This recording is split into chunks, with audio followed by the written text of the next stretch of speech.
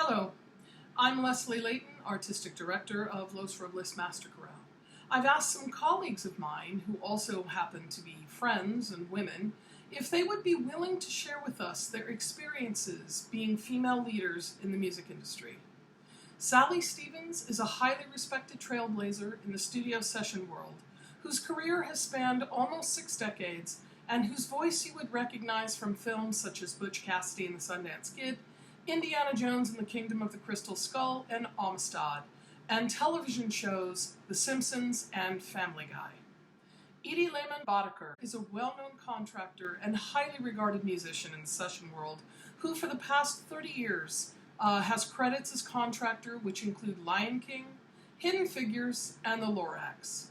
And Allison Cheng, a former student of mine and assistant conductor of Los Robles Master Chorale, whose career is in her first decade. Together, they bring close to 100 years of experience as females in positions of leadership, who will, in this video, tell us the difficulties and the triumphs, the smooth sailing and the bitter disappointments that often confront women in positions of leadership. Thank you so much, ladies, for your participation in this discussion. We're all super eager to hear what you have to say. First, tell me a little bit about your career, the highlights, your education, and the things you would consider as part of your expertise and preparation for a career in the music industry. Hi, Leslie. So regarding your first question about the early career, the highlights, the education, the preparation for the business, the business was very, very different when I started in it in 1960 or 59 or than it is now. And I knew that there was such a thing as a session singer because both of my parents had done that work. They never were contractors or influential in the business, but my mom and my dad both came out from Chicago and started working in films in the 30s, late 30s and 40s. So I knew that existed, and I went with my mother to a couple of the radio broadcasts and stuff, but to be honest, it wasn't really what I had wanted to do. I'd wanted to be a songwriter, singer, artist. But in preparation for all that, I won a voice scholarship when I was 14, so I started really seriously studying classical music. And let's see, the sight reading, I played piano from the age of 5 or 6, so the sight reading was had just grown as a part of me, but it's really, really important in our business, as of course you know. And the breathiness, the classical teacher that I was studying with was very upset because I had such breathiness in my voice, and for classical music that wasn't really proper. But for me, it worked out great because in the late 60s and early 70s, it was very much what a lot of, or not a lot, but several composers wanted to use in their film scores. So I got to do solo cues because of that breathy quality. I think, to prepare for a career in our industry now is so different from the way it was.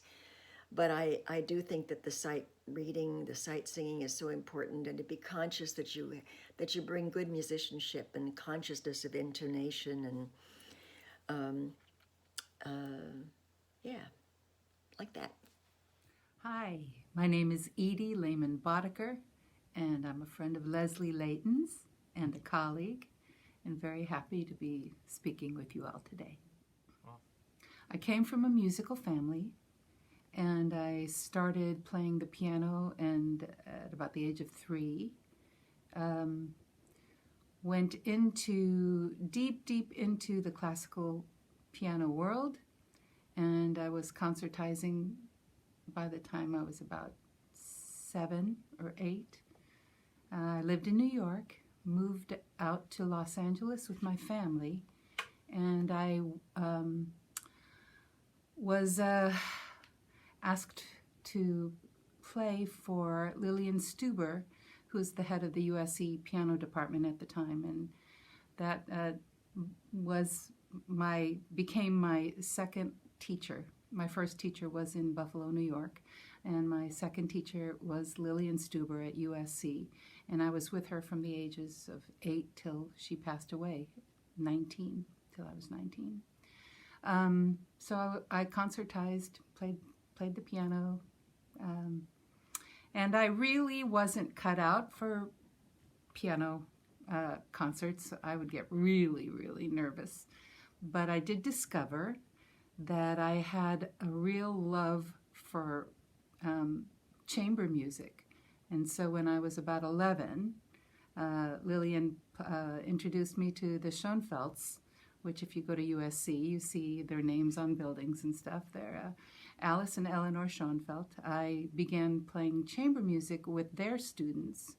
And as a result, when I was about 12 or 13, we were put in a trio. I was put in a trio with a cellist and a violinist, and we performed as the Young International Trio all around the country, around the world, mostly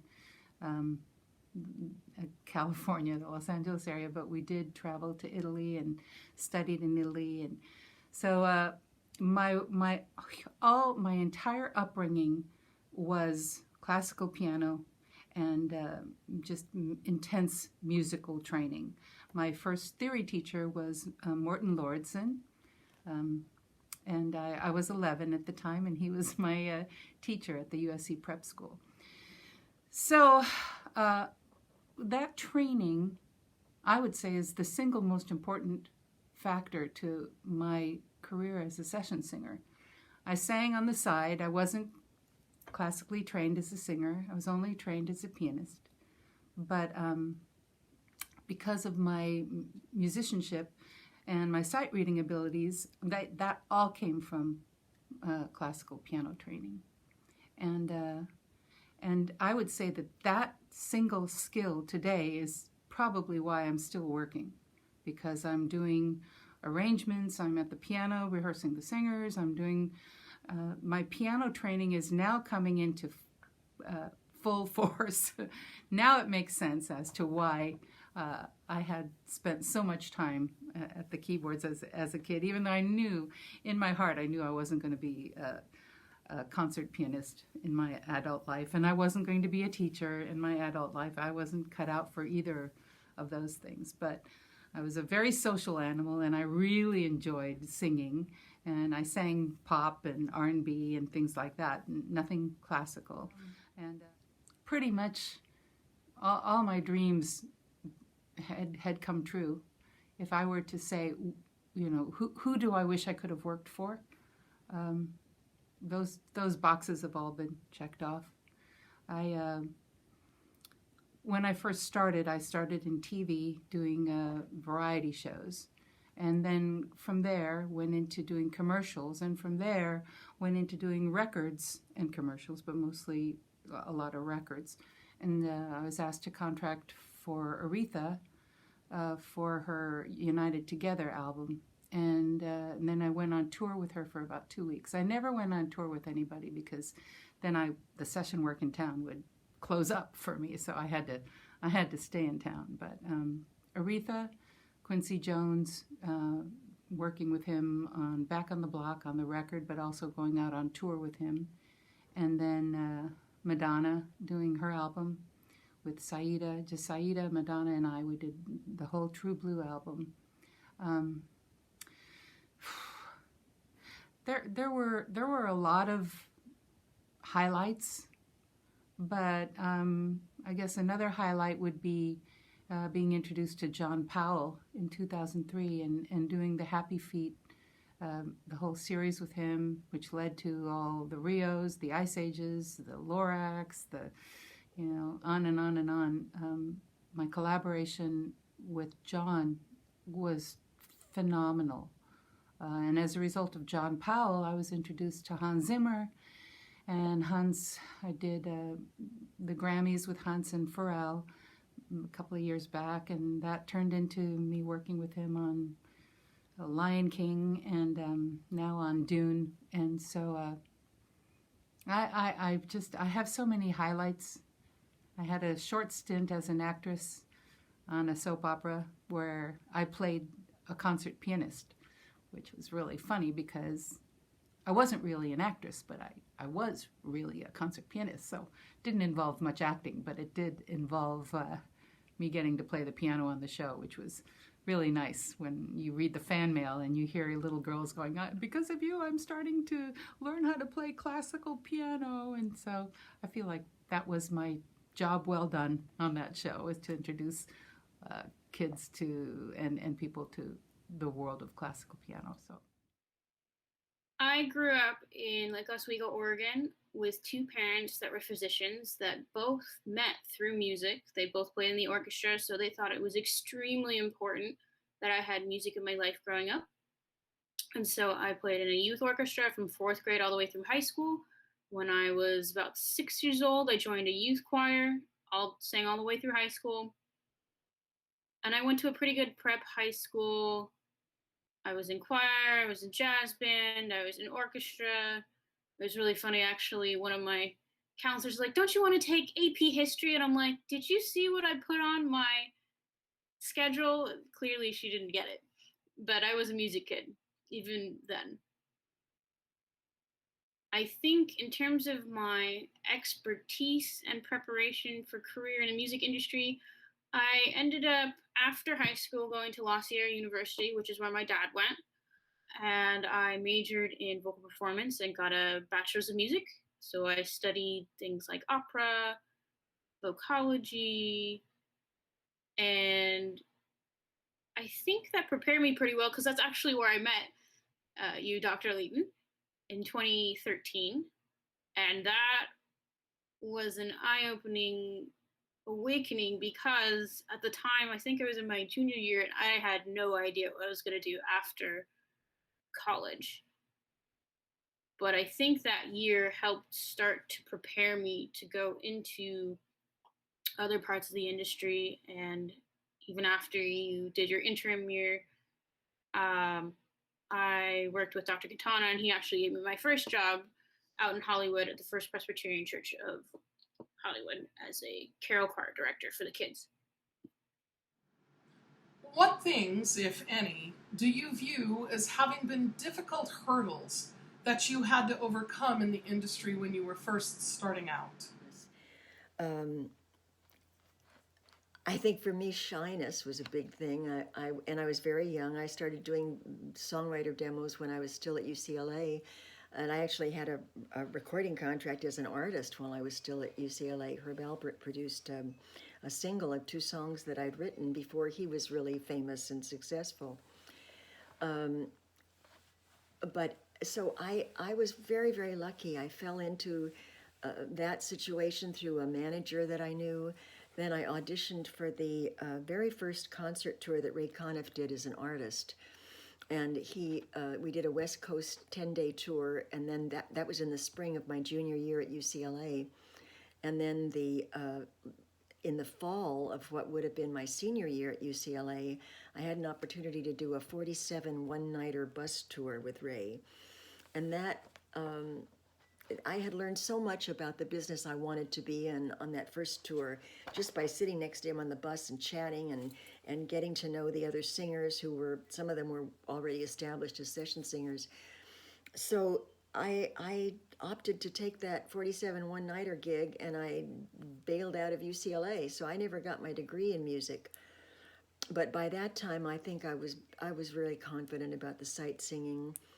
I've never been, I've done a little bit of vocal arrangement, but always sitting at the piano, you know.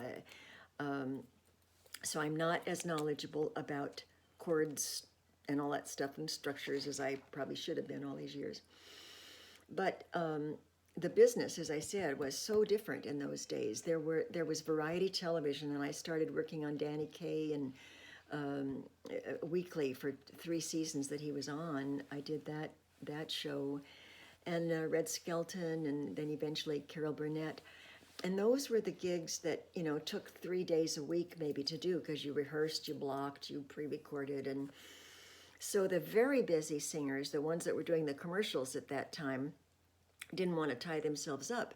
So it was a great opportunity for the young singers to to start, to learn the business and meet people and get established. So we got interrupted by the phone. Regarding the social media aspect of the business, that's the biggest thing that's different today, and the fact that it's good that young songwriters and singers can get their product out there on iTunes or Amazon or however they want to do it. The bad news is that they don't have a record label quite often behind them promoting it, so people have to find it. And in the 60s and the 70s, we were doing a lot of backup vocals with the major artists of that time, who were all produced through major labels, and Sinatra and Gary Puckett and the Union Gap, and Paul Revere and the Raiders, and Peggy Lee and everybody. But now it's more, the business is so different that it's kind of hard to compare it. Well, when I was first starting out, and I know this isn't a part of the question yet, but I was young. I was really young. Really young. It was an industry that was run and pretty much contracted all by men. They were all male contractors, and they were almost all tenors. So I don't know what that means. But difficulties were being taken seriously when, sometimes I felt like I was just fresh meat, not necessarily brought on because of my abilities only, but because I was young and cute at that time. And it had to do, I think, a lot more with my package than it had to do with my talent. I mean, the reason why I'm still working is obviously has more to do with my talent than my package. The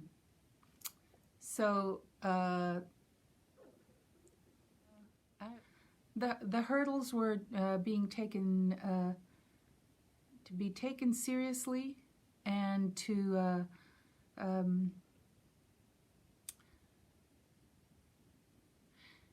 not take things personally, because there was some real disappointments where I was replaced on something, and it wasn't fair, wasn't right. I can't even remember, but I think I was pretty blessed, though. I don't think my hurdles were that great. The hurdles came later, not so much in the beginning.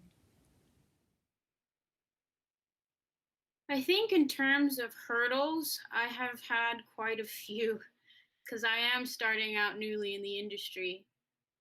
Number one, I am female. Number two, I look really young.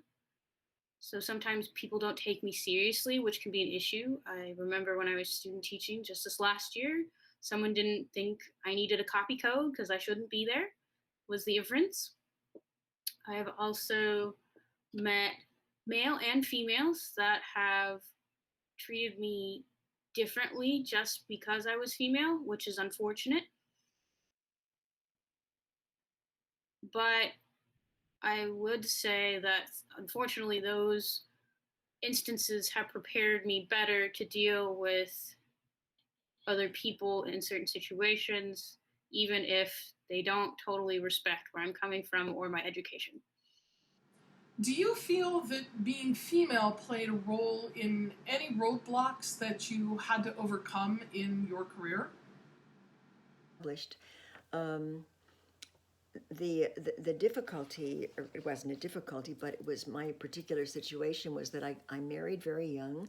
I married on that second Conniff tour, and I had my little girl, Susie, when I was 21. So it was a matter of working those two aspects of my life together. And at that point, if you were a mom, someone asked me one day when I went to a session with my first husband, "Oh, did you used to be a singer?" And I would think I was 21 still at the time when that question came up. So the attitudes about the profession were different. But fortunately, choirs always had to have sopranos or altos. So it wasn't a matter of being excluded from the singing. And I was very fortunate. I connected with Ron Hicklin, and we started doing a lot of commercials and record dates in the late 60s into the 70s. So I was really, really blessed and really lucky. And I never wanted to contract. I worked for 25 years in the business before I agreed to do any contracting, because I thought it was political. I thought if you were a contractor, the other contractors wouldn't want to hire you and all that stuff. And that turned out not to be true, of course.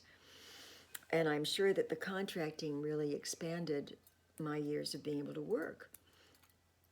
But and interestingly, in those days, in the early 70s, late 60s, early 70s, there were two other woman contractor singers that were doing quite a lot of work. One was Jackie Ward, who was a wonderful solo singer, and the other was Vanjie Carmichael, who also was a good singer and a great group singer.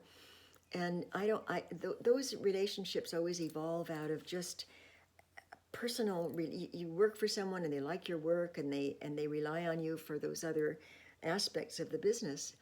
So when I started, I didn't feel that being a woman was hazardous or restrictive. I think the politics of our business, what has changed so much is the social media, because it's a whole different approach to being in the business. In those early days, we were very conscious of and thoughtful about not sharing our other jobs with the people that we're working with that day, because if they weren't there, that's like not being invited to the party. Now, social media has become so much a part of the business, and I understand that the young singers do it differently now these days. But it still can be hurtful if you post a.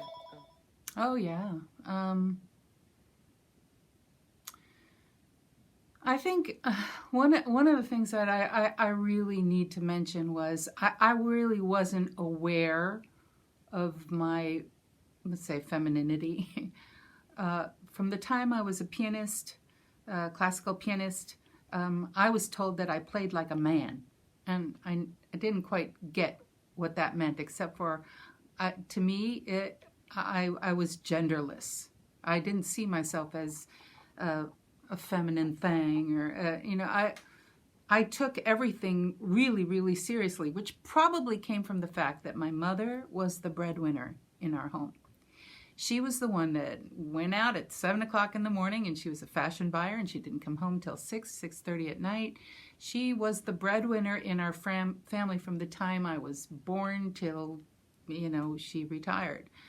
My dad was a pastor, and he had side jobs, but he was the one who cooked the meals for me, braided my hair, listened to me practice. So he was like my mom, and my mom was the one that was going out and knocking it down, bringing home the bacon. So to me, that was completely natural and normal. I never thought about a female role versus a male role. I thought, my dad's input in my life was so incredible because of the fact that he was always there for me. And my mom's role in my life was incredible because she basically taught me, you just go and knock it down. You can be the breadwinner in a family. That's absolutely a lovely thing to do and to be. So I had non-established roles as far as a husband and a wife in a marriage, what that looked like at home, so that when I went out into the marketplace, it was completely natural for me to be, there with a bunch of guys and doing what they do, because I didn't have any gender roadblocks. It just, I could just go, could just be who I was, and I could be as big as I was, which it took me a long time to really be as big as I am. But I started out pretty big, and that was very offensive to some people. That didn't win me a lot of points with some people. But some people, they were they could see that I had the goods to back up my my my strong opinions. I had very, very strong opinions musically, style-wise, and I generally expressed them because I was a bit unafraid, because I just thought, that's what I'm supposed to do. I'm just supposed to be who I am. I definitely feel that being a female played a role into roadblocks I've had to overcome. In my first teaching job, I loved that district. It was near my undergrad at Law University, and I really wanted to grow the music program there, but it was very clear early on that the administration did not favor me because I asked questions of my boss, and including things about funding, how do we grow this program, and I was just, it wasn't a good fit. I was met with, well, stop asking questions, just take what you're given, and also asked, some inappropriate questions even by my female boss, like about my personal life, which I didn't see that coming, but apparently she thought that was okay. Without betraying any confidences or naming names, are there specific moments in your career that you remember as being particularly egregious examples of comments that were made to you, or that would be considered inappropriate, mansplaining, or maybe downright sexist? There are a couple of those stories, but the one I remember, oh God, the one I remember was I was doing vocals. I think it was Special Delivery or The President's Analyst. I forget which. Lalo Schifrin was the composer, and the producer or the director. We did some group vocals, and then they wanted. There was one solo female cue that they wanted, so they asked me to stay afterwards, and. Along the lines, along with the solo, they wanted some lovemaking sounds, and I probably wasn't too good at that because everybody was laughing hysterically in the booth, but it was so embarrassing. That was the one thing I remember. But for the most part, nobody that I can really think of, except totally outside of the business, a doctor once and an insurance agent that I worked for once along the way, got a little inappropriate, and it's still in my teens, and I really didn't know how to deal with that. But in terms of our business, no. I have run into situations politically, maybe with the union activities or the trustees activities that I've been involved with now for 50 years or 60 years, 50 years for the boards and stuff, 45, 50 years. And that sometimes can be political, but not necessarily male-female political. They're just people who speak out more easily, and I think I've learned to do that to the point where I do it too much now.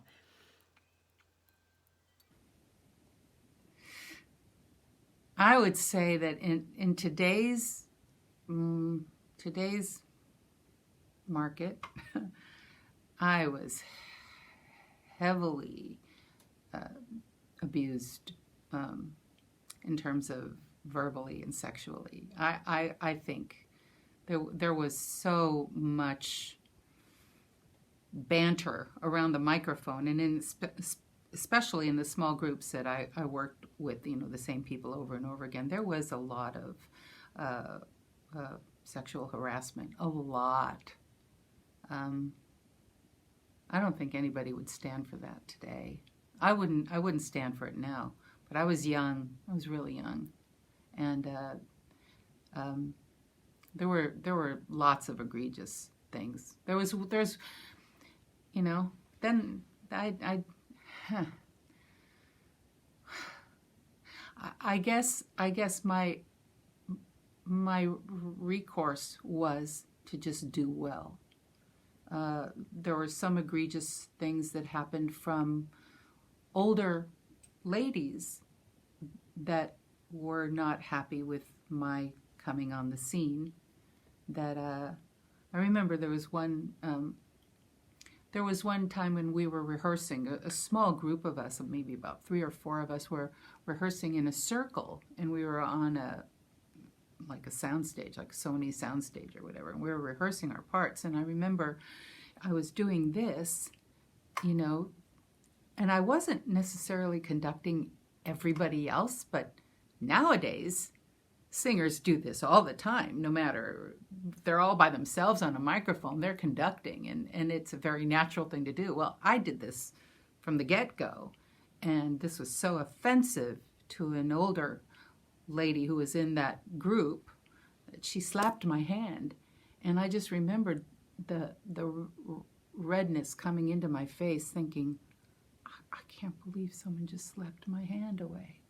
She's like, don't you conduct us. And sometimes I get the greatest amount of satisfaction thinking, that's all I do today, is I conduct. And it started when I was probably about 19 or 20 and really offended somebody, which I didn't mean to do, obviously did not. But it was offensive for some of the more established older singers, for a young kid to come in and to be all gung-ho and to be all, musically whatever they thought I was being by conducting. So that, I would say that was so many years ago, and it still is something that just pangs me. So when you say egregious or grievous, that was tough. I was brought into a session, and I did a lot of R&B. And obviously, I am not who they expect always at an R&B session. So there have been times when it's been hard to be the token on a session when I don't think of myself either as male or female or white or black. I love what I love. I love the kind of music that I love, and I just love to express myself in all those areas. And so there's a lot of people that got me really early on, and they understood that putting me into a group, and I sang a lot with, I can name names here because these are not egregious names, with Patty Austin. I sang a lot with Patty, a lot with Saida Garrett, sang a lot with Quincy, and most of that, I believe, had to do with the musicianship that I brought to it and the ears that I brought to it. And, I'm not the singer Patty Austin is, but I really firmly believe that my training, my musical training, was what they really respected and wanted on the session. So, yeah. I tend to have the gift of forgetfulness when bad things happen, and I conveniently forget. That's a coping mechanism that I have, that I just I don't remember the hurt so much. Well, I think mansplaining.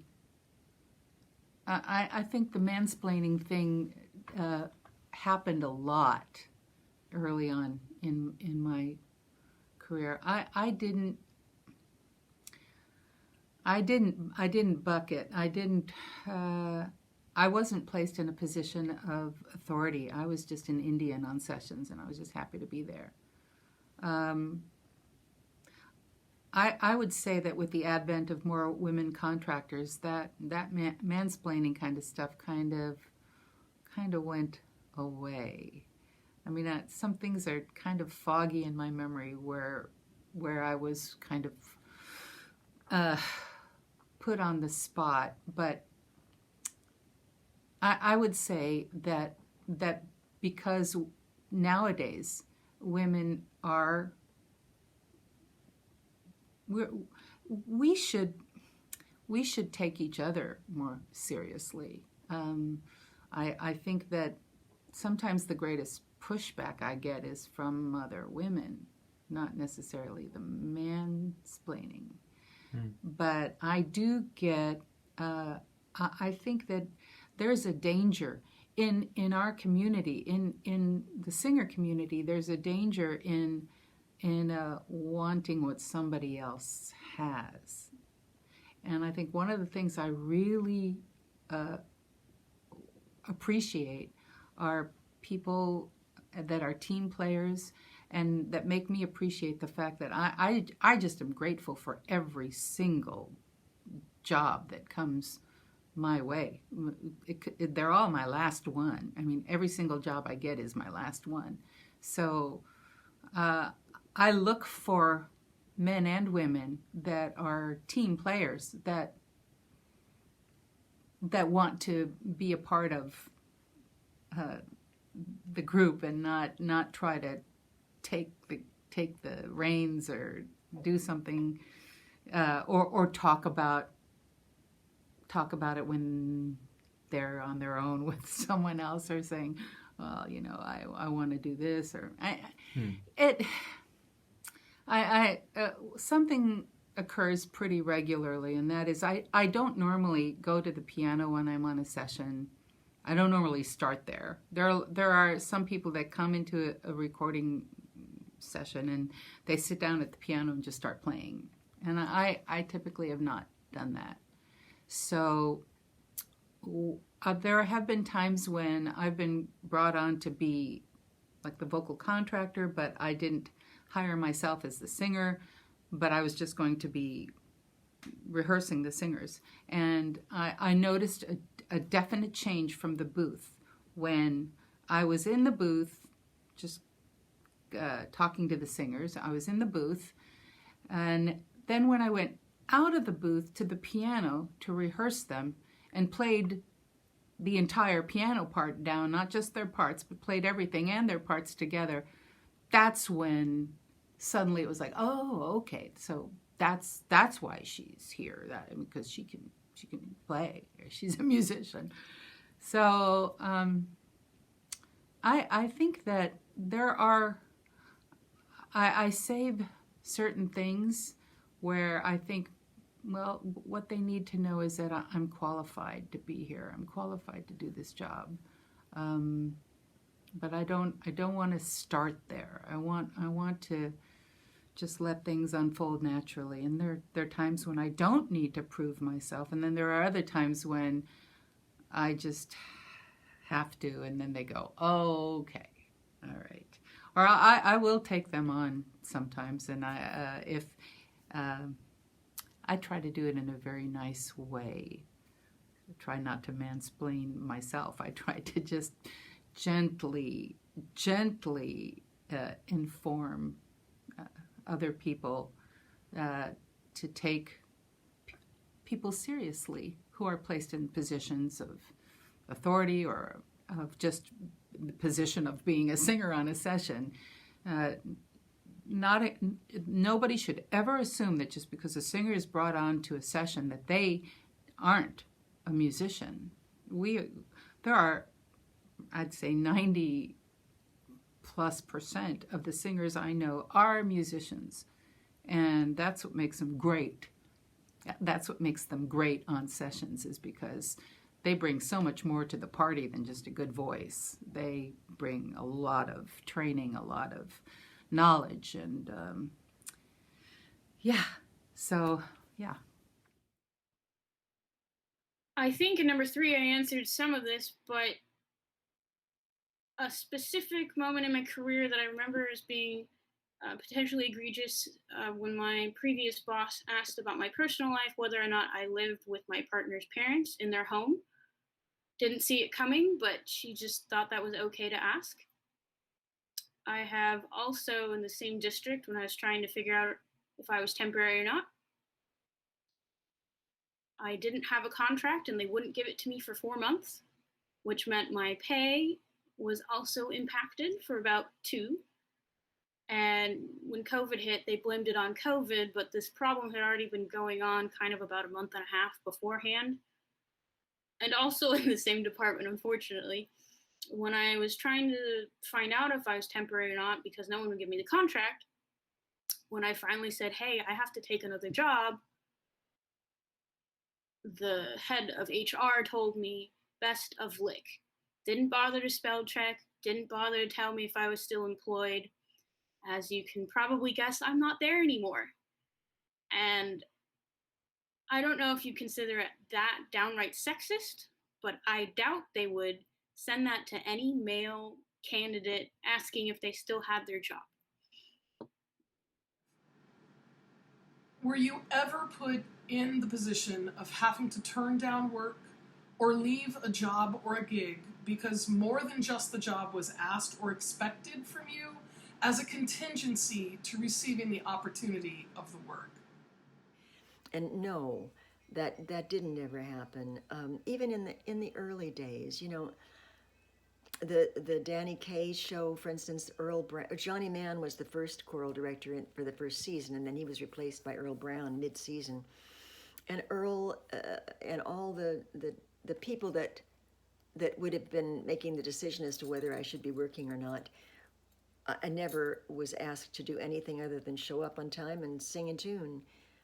There were times when I turned somebody down, which may have affected my rehire, but I don't think there was anything so incredibly blatant that I would have left. No, I don't think I ever had that. And when I was on the soap, there were times when, yeah, but it involved other actors, so it, you know, it's just part of life. And when you're young and cute and people like make advances or overtures and you go, no, I don't think so.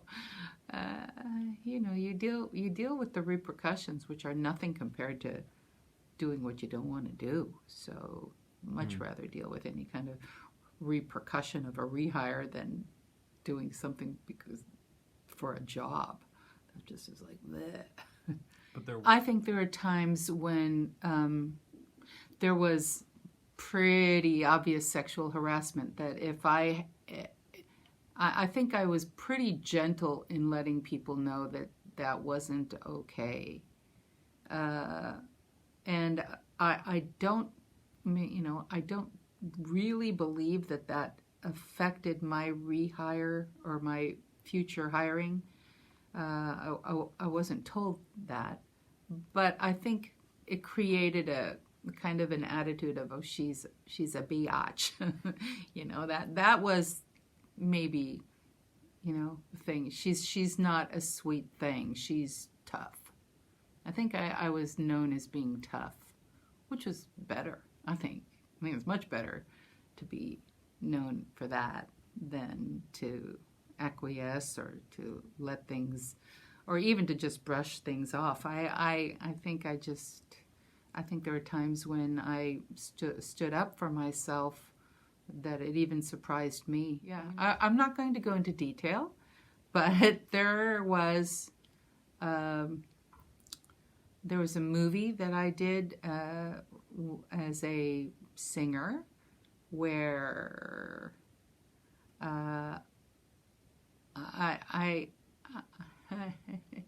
yeah, I was definitely Weinsteined, but I think I was a mixture of complete and utter naivete and strength. I was very, very naive. I was very naive, but I was also very strong. So I could be naive about someone's intentions and yet very strong when it came to, no, that's not going to happen. And that happened, now that I think it happened in Idaho, it happened in Chicago, and it happened in New York, where the lead composers / producers, you know, brought me in under one pretext, and I'm thinking, it's my talent. And then come to find out that's not why they brought me in, and I was not able to win them over with my talent because they had something else in mind, and I didn't get it until I was in the position of, oh no, that's not what I do. That's not who I am. And then incur their wrath, which was entirely okay by me, because if I can't win them over with my ability, I'm certainly not going to do anything I don't want to do. So this is really interesting. When I got my first master's, I had to make a bridge between my teachers and my work at Los Robles to make sure that I could still keep doing that, because they wanted me to take on more responsibilities at school. Fortunately for me, that worked out. Now, my second master's, that didn't work out so well. I had a teacher who gave me a lot of grief and even accused me of cheating in a class that I wasn't enrolled in, that basically said, you have to turn down some of your church work because you have a class on Wednesday nights and there's no way out of it. So tough luck. That ended up about halving my income, and I was, paying for food and other things. So that was not a fun experience. And in terms of my previous job in another district, I also was expected to basically buy whatever I needed, because there was a lot of lip service to, yeah, we want music. Yeah, great. Let's give them exposure. And then when it came down to, so do we have any money for this? They're like, no, stop asking. Do you feel that the music industry in the 21st century is better in regard to opportunities for women? And have the conditions for women improved? It's hard for me to comment because I don't know what they're facing. I think that there's much more consciousness of equality in the workplace, and at the same time, in the last couple of years, that's when we've heard all the Me Too stories. So I don't know. I gave myself permission when I hit my 60th birthday to hug people, and so I have to say it works both ways. I haven't run into that. For the earlier parts of my life, I was a married woman, so that most likely wouldn't have happened as easily for somebody with me as it might have for a young single gal. Yes. I know amazing women who are doing fantastic work in this industry. One of the best conductors I know, Lesley Leighton. I know, Lesley, that you're going to see this, but even if you weren't going to see this, I just have to say your conducting is exciting. It's, again, genderless. It's just completely passionate. It's so right, spot on. Your conducting of Handel's Messiah is just like a souffle. Just everything is so light and airy, and it's so perfect. Well, like I said earlier, when I was starting out, there were no women contractors. All the vocal contractors in town were men, and I think it was a good old boy system at that time. The composers were men, the jingle producers were men. It was all run by men, so men were more comfortable with men, I guess. And then I think Sally Stevens was one of the first women who, because of her extreme ability and longevity and knowledge of the industry and knowledge of union contracts, she became the first tour de force in the contracting field in terms of singers, and still is today a tour de force, and the queen as far as I'm concerned. And then there's Bobby Page, who does everything and has done for so many years contracting. there's Luana Jackman, and then there's many women now. Elise Willis, Ayana Habib. There's many women. I don't think it should be all women, but for a while there, I wasn't so upset that it was mostly women. There's still some guys that are out there that I think are just terrific contractors, but in the 21st century, women are really coming into their own, and it was just time. It was just heavily. It was too much, one gender when I first got started. It was just too male dominated, and I don't think it should be female dominated. I just think it should be talent dominated, and the women or men. I mean, the cream will rise to the top, and the people that have the goods, that are able to perform the gigs, I mean, they're the ones that should be doing the work, whether they're male or female. But yeah, it's so much better for women. But I still think we have to be vigilant with women. We have to be vigilant in not trying to keep any woman down. We still have to be a leg up kind of a person.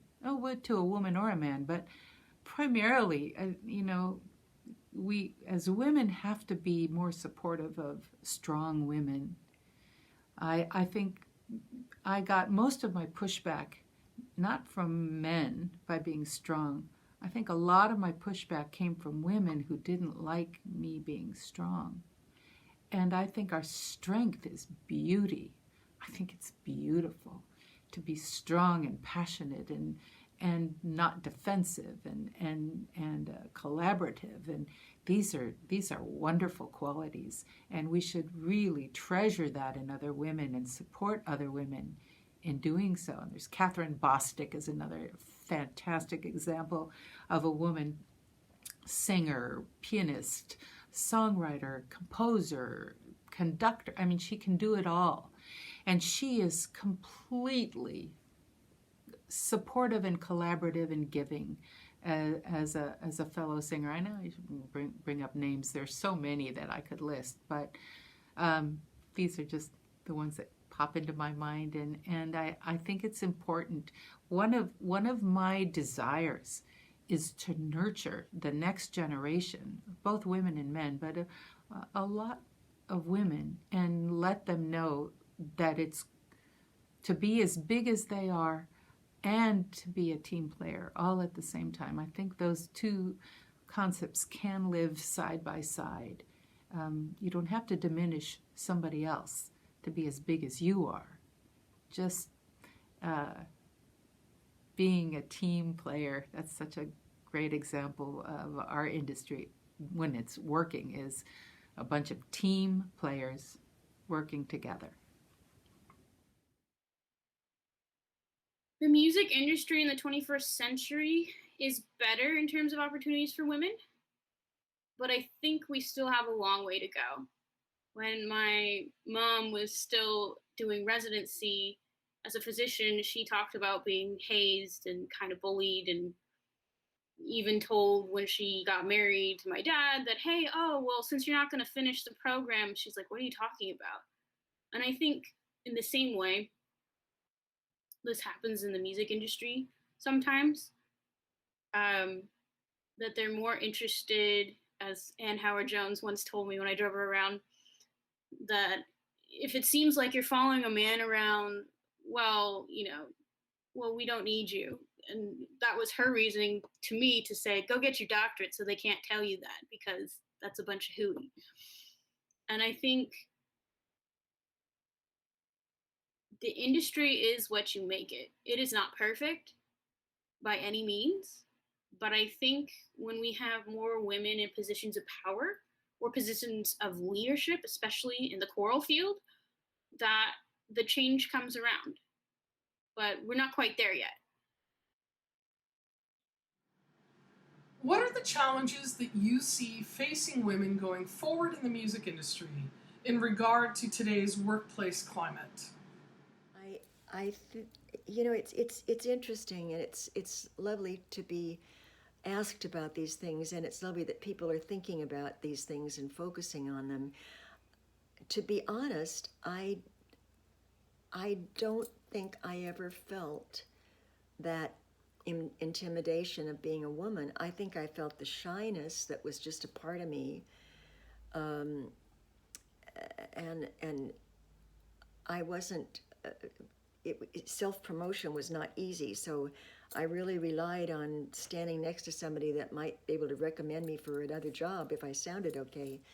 But the business is so different today than the way it was 50 years ago, 60 years ago. I think the standards for us are the same as the standards for men in the business, that we're honest. If we're contractors, that we do our job, we get the paperwork accurately, we protect the singers that are working for us and with us, and that we follow through, that we keep records. I've got file drawers going back to the 80s, because often something will come up for reuse, that the contractor is the only person who has the information on that. The union, sometimes it's buried in the archives. But if a contractor could go into the files and say, yeah, that cue from the movie back in 1992 was just used in this movie, and it's going to cost you. So that sense of responsibility for ourselves, but for the people that we work with as contractors, it's really important. And for me, I've found that my relationship with the union as a member, as a committed, dedicated member, I don't think I've done any non-union work since 1963, probably, when I was first getting started. And I think most of us have gone through that. But as soon as you reach a point where the bulk of your income is union contracts, if you do other work, if you declare yourself a Phi Corps member or non-member, you're taking away from what benefits everybody. So I'm really a union loyalist, and I encourage that among anyone that's getting started in the business. For today anyway, it's still important. I don't know where it'll be 10 years from now. I would just encourage women to try to be gender neutral. By that, I don't think a woman should work it, to get the job. I don't think that works anymore. I don't like it if it does work, but in today's market, I think just to be very confident of who you are, what you bring, and avoid any gender pitfalls. Avoid all the inclusivity pitfalls. I just look for my hiring to be global. I like to have the American scene. If I have a large choir, I like to have it be a real nice picture of the total American scene, and not leaving anybody out. Diversity, inclusivity, age. Because somebody's older doesn't mean that they can't still do it. Sing, the stuff. I don't, unless they're specifically gearing it toward a young market where they say we need to have, very young voices. I need to have all ages in the choir. I need to have some of the people that have been around for a long time, because they have so much to offer and to teach the new ones coming in. To not feel like you have to prove yourself as a woman, but just prove your ability and the reason for you being there. Prove your musicianship, prove your training, prove your strength. Answer to number 7.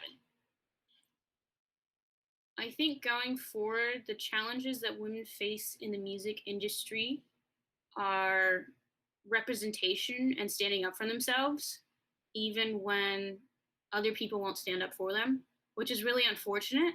But I think it is also really important because you have to be able to stand on your own 2 feet and know what you're about.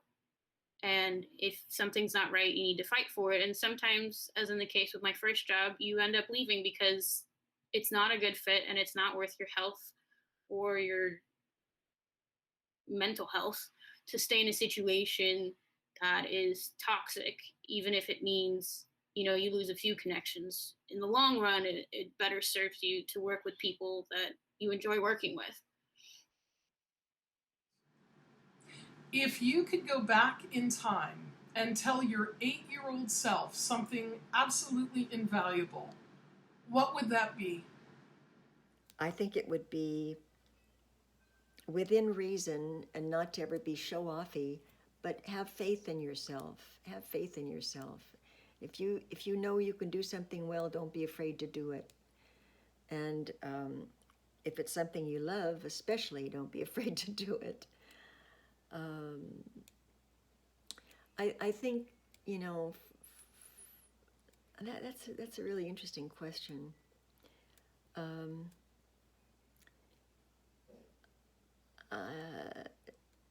I think that would be about it. Just try to be brave and learn how to do what you want to do so well that you're just you feel confident and you feel like, okay, I'm the best my best anybody can be at this, so I can forge ahead. I think when I was 8, I actually heard the invaluable bit of information, and it came directly from Lillian Stuber. I think